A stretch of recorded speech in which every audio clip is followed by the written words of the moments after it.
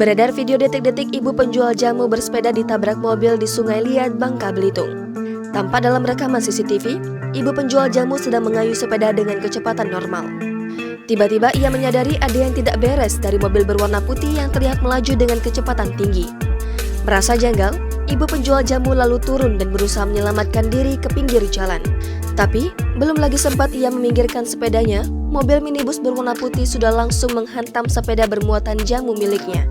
Sepeda itu pun lalu terhantam dengan sangat keras dan semua jamu cair yang berada di atas sepeda pecah dan berhamburan. Beruntung, si ibu penjual jamu masih selamat dan hanya mengalami kerugian jualan rusak dan sedikit syok. Sehabis menabrak, pengemudi mobil berwarna putih yang ugal-ugalan langsung pergi tanpa berhenti sama sekali.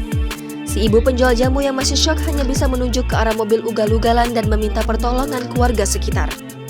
Setelah video viral, pengemudi mobil putih yang ugal-ugalan kembali ke lokasi dan dikabarkan mau bertanggung jawab atas perbuatannya. Tampak dalam video lanjutan, mobil berwarna putih kembali dan membawa sepeda milik ibu penjual jamu ke dalam mobil. Ibu penjual jamu lalu tampak membawa tempat jamu yang terbuat dari kayu mendekati mobil. Pemilik mobil sepertinya mau bertanggung jawab untuk mengganti kerugian rusaknya sepeda si ibu dan jualan jamu miliknya yang terhempas. Semoga saja ini bisa jadi pelajaran bagi pemilik mobil, agar tidak ugal-ugalan saat berkendara biar tidak membahayakan pengguna jalan lainnya. Jangan lupa subscribe, share, komen, dan like ya!